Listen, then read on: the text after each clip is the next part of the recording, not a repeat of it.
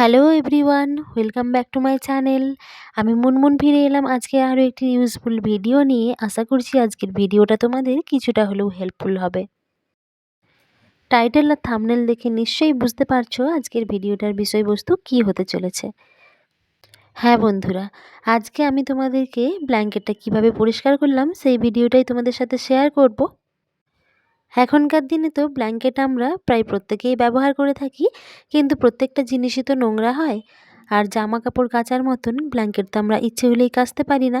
আর এই যে দেখো, ওয়েদারের যা অবস্থা, একদম পুরো অন্ধকার হয়ে আছে। আর এরকম অবস্থায় যদি ব্ল্যাঙ্কেটটা কাচা হয় তাহলে তো শুকনো হতে 2-3 দিন সময় লেগেই যাবে। আর যদি ড্রাই ওয়াশ করতে দিই তাহলে তো সেটা অনেকটাই ব্যয়বহুল হয়ে পড়বে। তো আজকে আমি তোমাদের সাথে সেটাই শেয়ার করব যে কিভাবে জল ছাড়াই, কোনো রকম কাচাকাচির ঝামেলা ছাড়াই কিভাবে আমার ডাবল বেডের ব্ল্যাঙ্কেটটা বাড়িতেই ড্রাই ওয়াশ করব।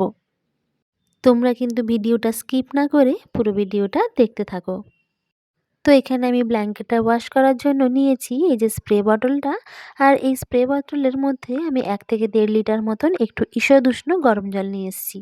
তোমরা হয়তো দেখতেই পাচ্ছ এই যে দাগটা আছে, এই পর্যন্তই আমি জলটা নিয়েছি। এটা প্রায় 1-1.5 লিটার মতন হয়েই যাবে।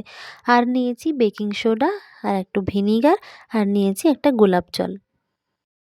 এইবার আমি কি করব, এই যে জলটা নিয়েছি এর সাথে প্রায় 3 চিপি মতন ভিনিগার অ্যাড করে দিচ্ছি।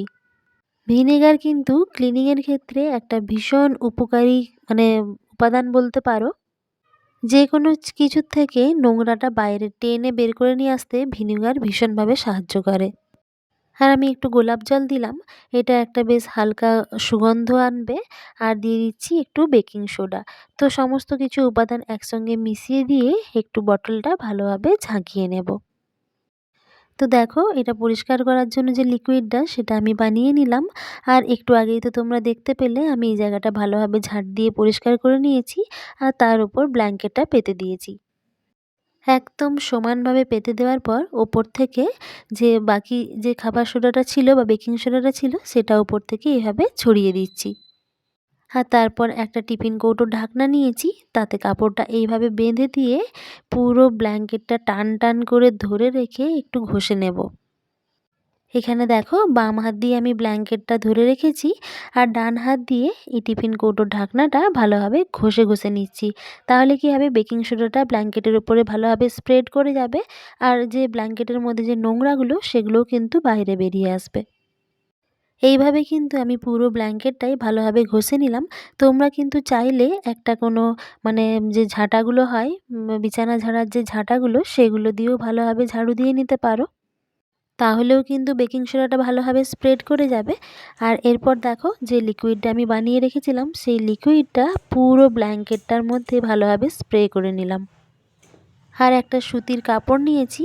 তো স্প্রে করার পর ব্ল্যাঙ্কেটটা একটু তো ভিজে ভিজে গেছিলোই। তো এর উপরে আমি এই কাপড়টা দিয়ে খুব ভালোভাবে ঘষে নিচ্ছি।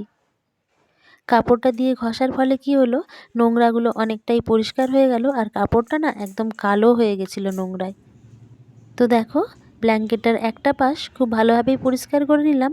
আবার সেম প্রসেসে ব্ল্যাঙ্কেটটার অপর পাশটাও ভালোভাবে পরিষ্কার করে নেব। তো ওই পাশ দিকটা একটু ভিজে ভিজে আছে বলে আমি আর উল্টে দিলাম না। আমি ব্ল্যাঙ্কেটটা এইভাবে ভাঁজ করে নিয়েছি। তো তার উপরেই বেকিং সোডাটা আবার ছড়িয়ে দিয়েছি আর একইভাবে একটু ঘষে ঘষে নিয়েছি। তো ওই পাশটা তোমাদের সাথে শেয়ার করলাম না। ওই একই প্রসেসে এই দিকটাও ভালোভাবে পরিষ্কার করে নিয়েছি। আর তারপরেই নিয়ে চলে এসেছি সোজা ছাদে। আজকে তো রোদের তাপ একদমই নেই, কিন্তু ছাদে হাওয়াটা আছে আর হালকা হালকা রোদ হয়েছে। তো যাই হোক, একটু বাতাসের মধ্যে থাকলেও ব্ল্যাঙ্কেটটার যে ভিজে ভিজে ভাবটা ছিল সেটা অনেকটা ঝরঝরে হয়ে যাবে। আমি যখন ব্ল্যাঙ্কেটটা মিলে দিচ্ছিলাম তার আগে কিন্তু আমি ব্ল্যাঙ্কেটটা ভালোভাবে ঝেড়ে নিয়েছিলাম। আর এইভাবে আমি প্রায় 3 ঘন্টা মতন রেখে দিয়েছিলাম। আর 3 ঘন্টা পর আমি ছাদে এসেছি, ব্ল্যাঙ্কেটটা কিন্তু একদমই শুকনো হয়ে গেছে। তো এরপর আরেকবার ব্ল্যাঙ্কেটটা খুব ভালোভাবে ঝেড়ে নিচ্ছি, যাতে বেকিং সোডার গুঁড়োগুলো খুব পুরোপুরি বাইরে বেরিয়ে আসতে পারে। তো দেখো বন্ধুরা, ব্ল্যাঙ্কেটটা কিন্তু আমার একদম নতুনের মতন পরিষ্কার আর চকচকে হয়ে গেছে।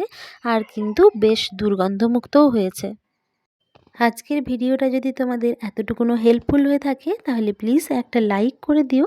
আর কমেন্ট করতে ভুলো না আজকের ভিডিওটা তোমাদের কেমন লাগলো। আমি কিন্তু খুব সহজ পদ্ধতিতে মাত্র কটা টাকা খরচা করি তোমাদেরকে ব্ল্যাঙ্কেটটা কীভাবে পরিষ্কার করতে হয় সেই ভিডিওটাই তোমাদের সাথে শেয়ার করলাম। ভিডিওটা ভালো লাগলে চাইলে চ্যানেলটি সাবস্ক্রাইব করে পাশে থাকতে পারো।